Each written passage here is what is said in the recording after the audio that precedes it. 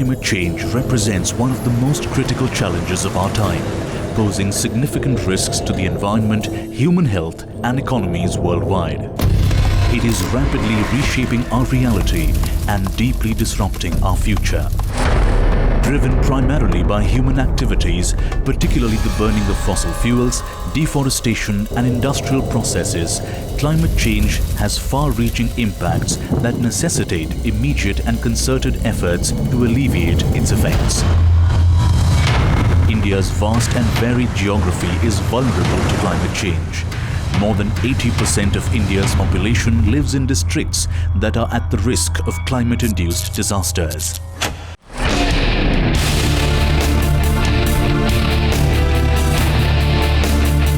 Times Network brought together activists, business leaders, policy makers, and everyday citizens in its inaugural India Climate Summit to address the impact of climate change. These distinguished voices have championed the cause of climate action. They have been raising awareness and protecting the future of our planet. The summit brought forth its commitment to foster a sustainable nation, uniting stakeholders in a common agenda. The inaugural edition had Shri Bhupender Yadav, Minister for Environment, Forest and Climate Change, Government of India, as the chief guest. The minister gave a keynote address and joined for a fireside chat elaborating on his climate action vision that has been instrumental in shaping India's environmental sustainability agenda. जो विषय है वो climate action और environment sustainability का है। दुनिया के सबसे बड़े लोकतंत्र में जब 4 तारीख को चुनाव परिणाम आए और देश ने मोदी 3.0 को अपना समर्थन व्यक्त किया, तो 5 जून को प्रधानमंत्री नरेंद्र मोदी जी का सबसे पहला कार्यक्रम एक पेड़ माँ के नाम, ये क्लाइमेट एक्शन प्रोग्राम का था। ये इस बात को दर्शाता है कि हमारे प्रधानमंत्री नरेंद्र मोदी जी का जो विज़न है, जो मिशन है, वो क्लाइमेट एक्शन ओरिएंटेड है। मेरे सामने जो चित्र था उसमें धरती के 2 भाग थे, एक हरा भरा था और एक हमारे द्वारा धरती को दिया गया गिफ्ट माने चैलेंज का था। और इसलिए जो पेरिस एग्रीमेंट दुनिया में 2015 में हुआ था, उसमें इस बात को मान्यता दी गई थी कि जो कल्चरल वैल्यूज़ धरती को अपनी माँ के समान मानते हैं, दुनिया उसको रिकॉग्नाइज करती है। और इसलिए धरती माँ जब हमको जन्म देती है और धरती पर हमको अपनी माँ लेकर के आती है, तो उनकी प्रति कृतज्ञता व्यक्त करने के लिए, ग्रैटिट्यूड व्यक्त करने के लिए कम से कम एक पेड़ हम ऐसा लगाएं जिसको हम जीवन भर पालने का काम करें। यही एक पेड़ माँ के नाम है। 3 विषय हमारे सामने दुनिया में भर में चलते हैं। पहला, जितना भी एंथ्रोपोसेंट्रिक डेवलपमेंट है, मनुष्य आधारित विकास है, उसके कारण सबसे ज़्यादा कार्बन एमिशन होता है, उसको कैसे कंट्रोल किया जाए। दूसरा, दुनिया में जितना भी पशु पक्षी पेड़ जितना भी है, जो बायोलॉजिकल दुनिया में वैराइटीज़ हैं, उसका सबसे ज़्यादा कंजम्पशन मनुष्य करता है अपने फूड के लिए, एनर्जी के लिए, ऑयल के लिए, इवन कॉस्मेटिक्स के लिए। हम लोग उस सारे रिसोर्सेज का रेगुलर कंजम्पशन करते हैं, उसका बैलेंस कैसे बनाया जाए। और तीसरा, गांधी जी ने कहा था कि धरती पे सबकी नीड के लिए तो पर्याप्त प्राकृतिक संसाधन मौजूद है, पर सबकी ग्रीड के लिए मौजूद नहीं है। लेकिन हमें खेती ज़्यादा करनी है तो पेस्टिसाइड का यूज़ करना है, तो ज़मीन डेजर्ट हो रही है, ज़मीन में खारापन बढ़ रहा है, ज़मीन में मॉइस्चराइज़र बढ़ रहा है, और कहीं पर ज़मीन पूरे तरीके से रेगिस्तान में परिवर्तित हो रही है। ऋषिकेश यहाँ पर है, डेजर्टिफिकेशन ऑफ लैंड के लिए काफ़ी उनका कंट्रीब्यूशन रहता है। लेकिन इसकी समस्या को कैसे दूर किया जाए, ये 3 बड़े चैलेंजेस हैं। इसलिए सस्टेनेबिलिटी की बात करेंगे और क्लाइमेट एक्शन की बात करेंगे। इन्हीं 2 विषयों पे मैं अपने आप को आपके साथ जोड़ के रखूँगा। हिंदुस्तान में कभी कभी कुछ चीज़ों को लेकर के हम बहुत पॉलिटिकल विरोध करते हैं, लेकिन अगर क्लाइमेट एक्शन देखें तो वो चीज़ कितनी बड़ी होती है, इसका एक पक्ष मैं आपके सामने रखता हूँ। हिंदुस्तान के रिजल्ट ने एक चीज़ तो साफ कर दी कि ईवीएम ठीक है, पर ईवीएम एनवायरनमेंट की दृष्टि से कैसे ठीक है, कभी आपने कल्पना करी है? आप एक डाटा को मेरे साथ विजुलाइज करिए, आपको ध्यान में आएगा। हमारे देश में 100 करोड़ वोटर हैं, 98.66 करोड़, और टोटल 544 लोकसभा कॉन्स्टिट्यूंसीज हैं। और देश में जो पोलिंग स्टेशन है वो 12 लाख है, करेक्ट? अब आप बताइए, अगर हम ईवीएम का यूज़ नहीं करते तो 100 करोड़ वोटर्स के लिए 100 करोड़ मतपत्र तो चाहिए होते। A4 साइज का एक पेपर के लिए लगभग 7,000 से 8,000 अगर A4 साइज के पेपर लेने होंगे तो 15 से 16 रीम्स लगती हैं, जिसमें एक पेड़ कटता है। और अप्रोक्सीमेटली इतने पेपर चाहिए होती तो 20 लाख रीम्स चाहिए होती, जिसमें 2 लाख पेड़ कटते हैं। अब विपक्ष के लोगों को आप समझाइए। और ये देश को उपलब्धि होनी चाहिए कि हम इतना एनवायरनमेंट फ्रेंडली इलेक्शन करते हैं। हम कभी सोचते नहीं हैं, हम कभी नहीं सोचते कि हम कितना एनवायरनमेंट फ्रेंडली एक्शन है। इस पे तो देश के लोगों को खड़ा होना चाहिए, क्योंकि विपक्ष का झूठ भी बेनकाब हो रहा है और एनवायरनमेंट फ्रेंडली एक्शन भी शुरू हो रहा है। इसके बाद भी प्रधानमंत्री जी चाहते हैं और पेड़ लगे, तो एक पेड़ माँ के नाम पे ईवीएम पे भी इलेक्शन होने चाहिए। दूसरा विषय, हालांकि एनवायरनमेंट में केवल पेड़ कटना नहीं है। मुझे किसी ने एक बार बताया था कि अगर 2 लाख पेड़ कटते हैं तो लगभग 11,200 टन कार्बन का बचत है और लगभग 220 बिलियन गैलन्स ऑफ वाटर उसकी भी बचत है। मैं चाहता हूँ ये सब चीज़ें हमारे क्लाइमेट एक्शन प्रोग्राम कैसे होने चाहिए, इसको सोचना चाहिए। दूसरा विषय मैं आपको कहना चाहता हूँ कि भारत ने अपने क्लाइमेट एक्शन प्रोग्राम में कैसे तरक्की करी है। दुनिया भर में COP21 के बाद, पेरिस एग्रीमेंट के बाद, ये कहा जाने लगा कि सब देश अपने अपने NDCs तय करें, नेशनल डिटरमिन्ड कंट्रीब्यूशन, और सब देश ग्रीन हाउस गैस इन्वेंट्री पे अपनी बायनियल रिपोर्ट, द्विवार्षिक रिपोर्ट प्रदान करें। सबसे पहले तो मैं कहना चाहूँगा कि पिछला जो COP हुआ था, जो UAE में हुआ था, भारत दुनिया के 26 डेवलपिंग कंट्रीज़ में है जिसने अपनी ग्रीन हाउस गैस इन्वेंट्री 2019 के बेस पे प्रस्तुत करी है। ये हमारी उपलब्धि प्रधानमंत्री जी के नेतृत्व में है। हमारे साथ के जो डेवलपिंग कंट्रीज़ हैं, चाइना का जो कम्युनिकेशन है 2014 की इन्वेंट्री पे है, ब्राज़ील का जो कम्युनिकेशन है 2016 की इन्वेंट्री पे है, साउथ अफ्रीका का जो कम्युनिकेशन है वो 2017 की इन्वेंट्री पे है। हमने दुनिया को ये विषय कहा है कि हम जो अपनी ग्रीन हाउस गैस एमिशन की जो इन्वेंट्री है वो लेटेस्ट डेटास के आधार पर दे रहे हैं। और भारत ने जो अपनी ग्रीन हाउस गैस की जो इन्वेंशन की जो इन्वेंट्री दी है उसमें हमने 87 किस्म की स्टडी करी है, जिसमें ICFRE, IIMs, IITs उसके साथ ही साथ 27 नोडल मिनिस्ट्रीज़ और उसके साथ ही independent experts, NGOs, think tank, इन सब के पूरे आइडिया लेकर के हम लोगों ने ये अपनी इन्वेंट्री दी है।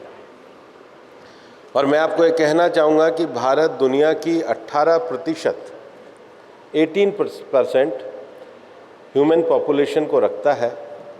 हमारा जो कार्बन एमिशन है वो लेस देन 4% है।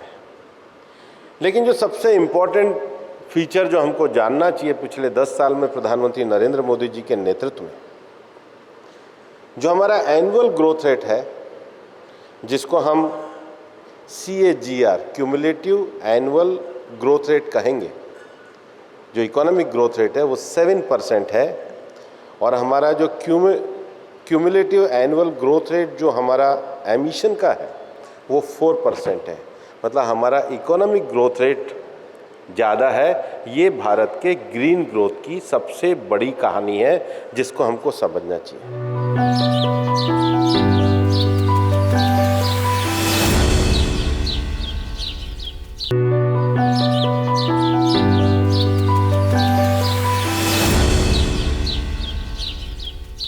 2015 में जो हमने दुनिया में कार्बन एमिशन की इंटेंसिटी को कम करने का कहा था, we have achieved 11 year in advance of our original target of reduction of emission intensity by 33 to 35% over 2005 level by 2030. As a proactive nation, India has already revised the target of reduction of emission intensity by 45% by 2030 over 2005 level in its revised NDC submitted last year. 9 साल पहले हमने इतनी आबादी होने के बाद भी अगर अपने टारगेट को प्राप्त किया है तो इसका श्रेय प्रधानमंत्री नरेंद्र मोदी जी के एनवायरनमेंट फ्रेंडली विजन को जाता है। दूसरा, जो नॉन फॉसिल फ्यूल सोर्सेस की बात हम करते हैं, India share of non fossil fuel sources based installed capacity of electricity generation in 2023 is more than 41%. India achieved its NDCs of 40% cumulative electrical power installed capacity from non-fossil fuel based energy sources in 2021, and that is also 9 years in advance of the target of date of 2030. ये हमारी दुनिया में बड़ी उपलब्धि है।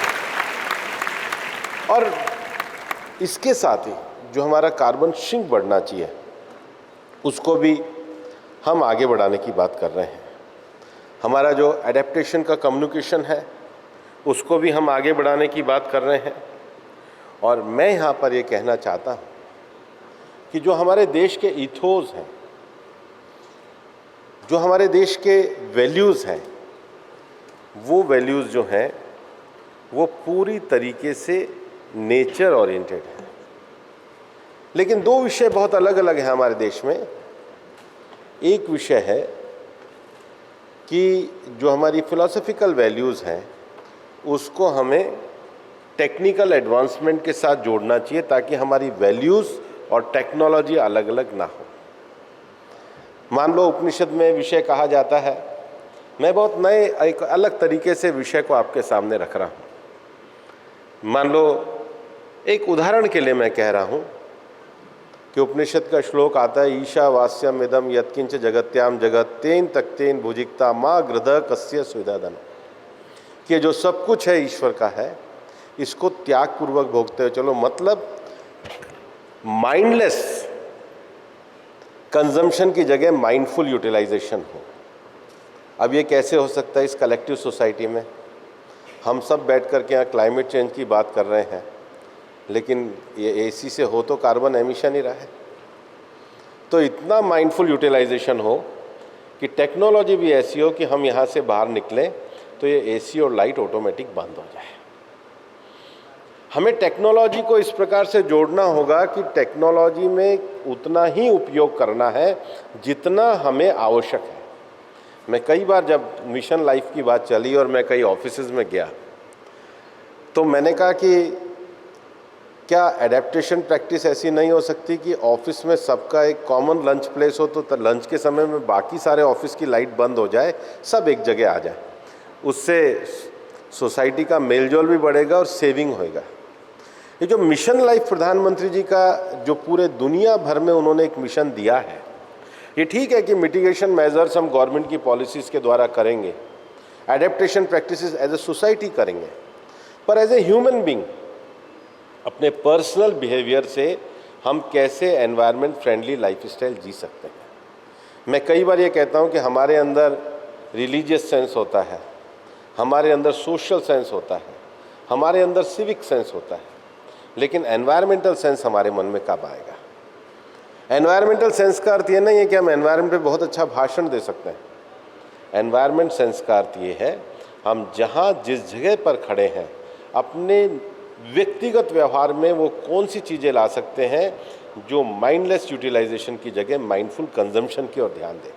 और यही प्रधानमंत्री जी का मिशन लाइफ है। और इसलिए आप देखेंगे कि दुनिया के देशों में जो भी अब मल्टीलेटरल फोरा पे जो डिस्कशन होते हैं, चाहे G7 में हो, चाहे G20 में हो, चाहे कॉप में हो, वहाँ सब जगह सबसे ज़्यादा तो जोर दिया जाता है वो सस्टेनेबल कंजम्पशन पे दिया जाता है। और सस्टेनेबल कंजम्पशन आपने भी अपने डिबेट का एक टॉपिक बनाया है। और इसलिए मेरा ये कहना है कि भारत ने प्रधानमंत्री जी के नेतृत्व में कुछ क्लाइमेट एक्शन प्रोग्राम बनाए।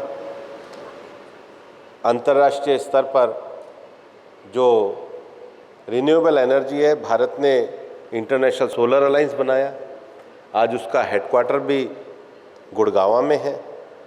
जितना एनवायरनमेंट में हीट वेव से लेकर के जो तूफान आ रहे हैं उसके लिए coalition for disaster resilience infrastructure बनाया। कैबिनेट ने उसको भी एक इंटरनेशनल ऑर्गेनाइजेशन का दर्जा दिया है। दुनिया में बायोलॉजिकल डाइवर्सिटी को सेव करने के लिए हमारे जो बिग कैट्स हैं, जो उनको प्रिजर्व करने के लिए, कंजर्व करने के लिए भारत ने इंटरनेशनल बिग कैट अलायंस जैसा ऑर्गेनाइजेशन बनाया। जो इंडस्ट्रियल सेक्टर ऐसे हैं जिन इंडस्ट्रियल सेक्टर में जिसको हार्ड टू अबेट कहते हैं, एल्यूमिनियम सेक्टर है, ट्रांसपोर्टेशन का सेक्टर है, स्टील सेक्टर है, वहाँ कैसे ग्रीन टेक्नोलॉजी करी जाए। भारत ने स्वीडन के साथ मिलकर leadership for industrial transformation led IT हम कहते हैं वो बनाया। और अभी जब पिछला कॉप हुआ तो प्रधानमंत्री जी ने स्वीडन के प्रधानमंत्री के साथ लेड IT 2.0 को सेकेंड फेज को उसको लॉन्च किया। और दुनिया भर में हमने ग्रीन क्लाइमेट फंड की अब बात करी है कि जितने भी मीडिया से लेकर सामाजिक संस्थाएं अपने क्षमताओं का जो उपयोग है वो धरती को हरा भरा करने में करें। और कम से कम हम कंक्रीट के जंगल हमने बनाए हैं, एक पेड़ कहीं तो अपनी माँ के नाम पे लगाकर उनका स्मरण करें ताकि धरती माँ को बचाने का काम करें। और दुनिया में जब हम आबेजान की कॉप में गए थे तब ये कहा था कि ये डेजर्टिफिकेशन को, पेस्टिसाइड को रोकने का एक तरीका क्या हो सकता है। तो हमने ये कहा कि भारत ने प्रधानमंत्री जी के नेतृत्व में सॉइल हेल्थ कार्ड करा। उन्होंने कहा सॉइल हेल्थ कार्ड क्या? हमने देश में 30 करोड़ किसानों को सॉइल हेल्थ कार्ड ये दिया है, अपनी खेत में उतना ही फर्टिलाइज़र का उपयोग करो जितनी आपकी सॉइल की ताकत बताती हो, अल्टीमेटली इसको कम करो। लेकिन इसको पहचान होना, इसको जानकारी होना, इसको एक्शन ओरिएंटेड बनाना, ये देश ने पिछले 10 सालों में प्रधानमंत्री जी के नेतृत्व में किया है। हमारी चुनौतियाँ ज़्यादा हैं, लेकिन मैंने आपको पहले बताया कि जो हमने अपना 3rd नेशनल कम्युनिकेशन दिया है और इनिशियल एडेप्टेशन कम्युनिकेशन दुनिया में भी दिया है, वो इस बात को दर्शाता है कि हमारा देश उन चुनौतियों के साथ दुनिया की 18% जनसंख्या को रखते हुए भी ग्रीन ग्रोथ की ओर बढ़ रहा है।